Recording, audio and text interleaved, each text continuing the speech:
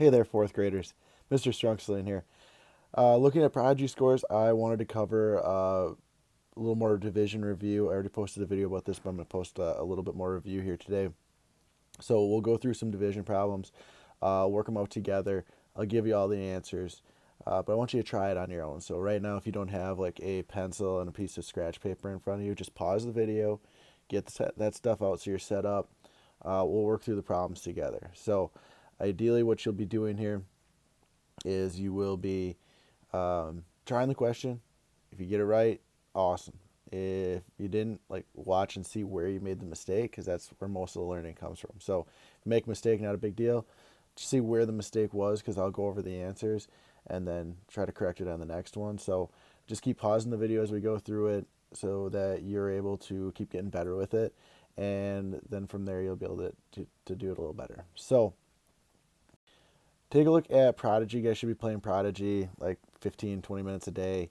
If you don't have that login code, contact your teacher. But you should have your Prodigy. It's prodigygame.com. So if you need that, contact me or your teacher, and we'll get you your code so you can log in. But you guys should be playing that every day, 15, 20 minutes. That'll be a lot of review and some really good stuff there. So let's do some division problems. I've got a sheet here. I'm going to go through some of these and answer them individually, and then you can kind of go back through and answer them on your own. But I've got some examples, questions here. So let's take a look at the first one. We've got 939 divided by 6, and we read it that way. We start with our big number. This is our quotient. This is our divisor. So this is our number that's being divided. So 939 divided by 6. We talk about this being our target number a lot. So 6 times what number is going to get me close to this? So usually we're going to start off and we will draw in our big long line here. All right, so we've got our hangman's gallows. And I just want to go 6 times what number gets me close to 939. A good way to think about this oftentimes is if I just put a box over this and ignore those numbers, 6 times what's going to get me close to 9, and that'll help us. I know that 6, I can't do a whole lot. I can go 6 times 1 would get me close, because I can go 6 times 1 would give me 6, and that's great and all, right? I couldn't go more. If I would have put a 2 here, I'd have 12, and I can't subtract 12 from 9, so that doesn't work. I can't do that. So my only real answer is here 1, so which would mean I have 6 left over. Only problem is this box that I covered things up, so we got to get rid of that. And now I have to figure out 6 times what gives me not 6, but 600. Wrong color. And so my answer is, of course, it'd be 100. So now it's 6 times 100 gives me 600. If I have 939 things, I split it up into 6 groups, giving 100 to each group. That would have been 600 things. So now I can subtract this. And so now we have a nice simple subtraction problem. So we're looking here, 9 minus 0, 9. 3 minus 0, 3. 9 minus 6, 3. Great, we're doing well. Now we need to look at this and figure out my new target number is 339. 6 times what will get me close to 339? There's more than one way to do this. We could do this a lot of different ways, but I want to get close to 339. Again, if we think about just covering things up, and if I think about putting a box here, I don't want to put a box over this, because there's no way I can go 6 times anything to get me 3. So I don't want to do that. So instead, I'm going to make a smaller box. All right, and I just want to cover up the last digit and think about it as just 33. 6 times what is going to give me close to 33 without going over. 6 times what's going to give me close to 33 without going over. And hopefully, again, we can do this in any number of ways, but hopefully you would have got something like 5 would get you to 30. But again, I don't want 30, I want 300. So since I added a 0 here, it's going to be 6 times 50 equals 300, right? Because 6 times 50 equals 300. That's what I want to get to. So here's where I subtract. Again, nice, easy subtraction problems. 9 minus 0 is 9. 3 minus 0 is 3. 3 minus 3 is nothing. Don't have to worry about it. So again, 6 times what number is going to be close to 39? That's my target number. What am I going to do? What's a good number to use? And this time, you could do it any number of ways. I'm going to do a 6 because that would get me to 36. Leave me with 3 left over. And here's my answer right here. It would be, notice how I wrote these numbers in a column. It makes my life a little bit easier. So all my 1s are in a column. 0 plus 0 plus 6. 6. 0 plus 5 is 5. 156 with a remainder of 3. So my answer is 156 with a remainder of 3. And there's my answer. Did it. Solved it. It's great. Again, there's a lot of different ways we could have done this. And we could back up quite a ways. And if I didn't know that a 5 would have been good here, I could have done it differently. And so we could have done this any number of ways. If I wasn't sure, I could have, instead of going times 50, I could have done, I knew that 6 times 40, right, would be 240. And I can still do this. It'll just take me a little bit longer, but it's not going to be wrong.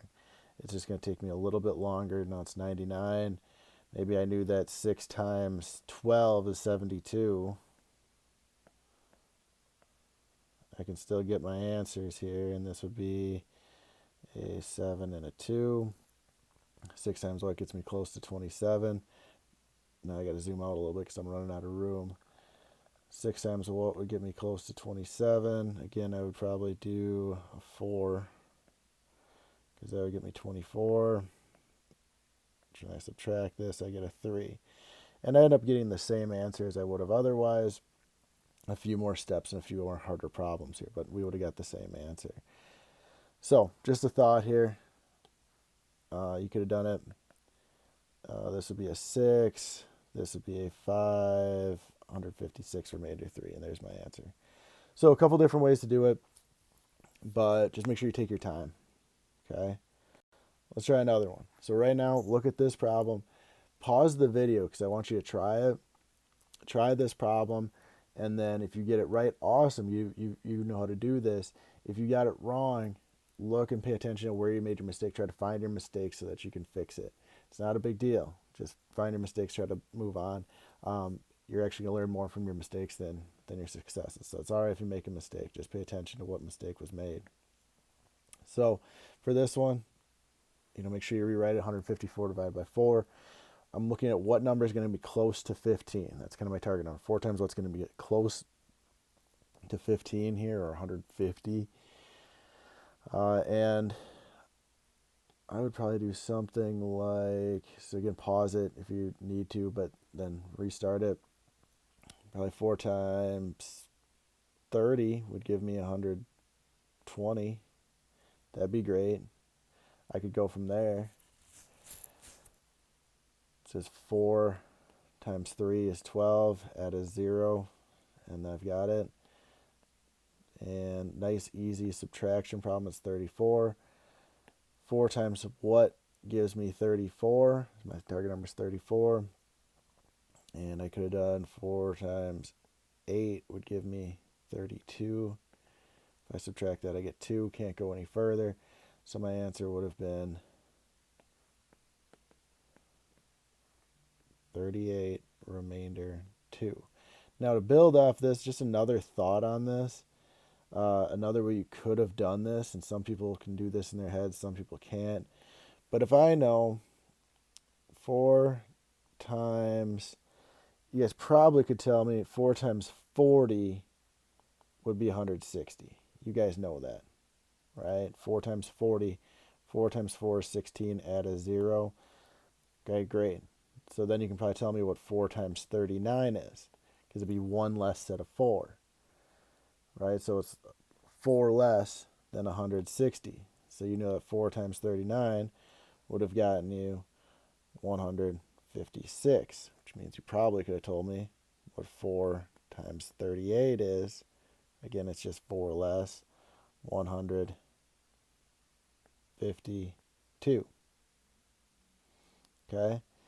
Well, if I know that 4 times 38 is 152, 4 times what's going to give me 154? It's going to be 38 with 2 left over.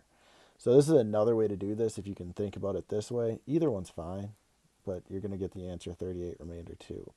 Because I know 4 times 38 gets me 152. I would have had 2 left over.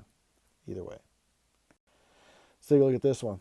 So work this out, write it down on a sheet of paper, and then I'll review it. So just pause the video while you do that.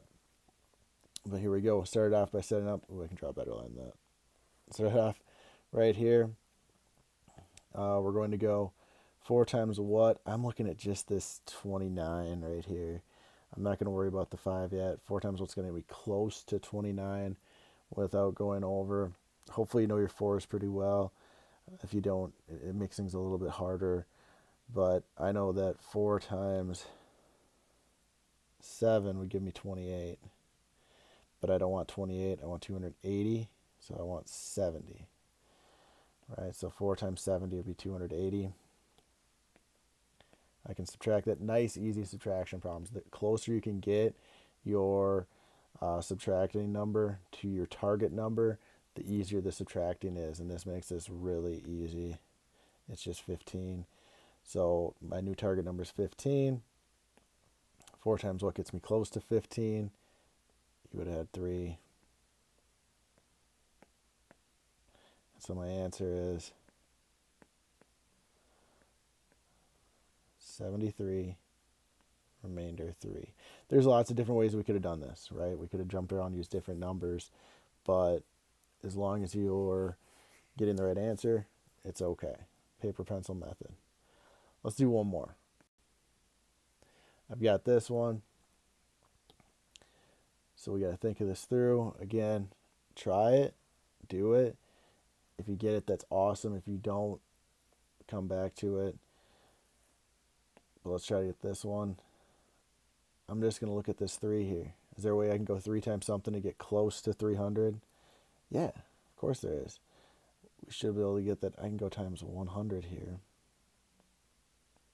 It's going to give me 300. Really easy subtraction problem.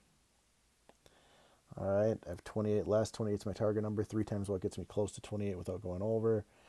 If we count by 9s, we should be, or by 3s, we should be able to get 3 times 9 would give me 27. I get 1 left over. So my answer, 109. Remainder 1. Okay. So go back through. There's a bunch more on the third slide, or on that third slide. You can go back through. There's some more examples. In a little bit, I'll just give you the answer key to that. But just do the best you can and get some practice in. So here's the answer key. We did these first few, and we tried them. We still got a few more. There's the answers. If you want to try it at home, come back to it and check your answers against the answer key. That would be awesome. Make sure you take your time. Just look through it. As long as you're doing a paper pencil method of some sort. We're doing partial quotient strategies, but we're just trying to find the right answers. So let's see if we can do that. If you have any other questions, let me know. I'll do another video of review stuff. So if there is a concept that you're struggling with, especially on Prodigy, gee, Mr. S, I forgot how we did this. Can you help us? Please comment in the dojo video, or you can comment on YouTube. But just put a comment in the comment box.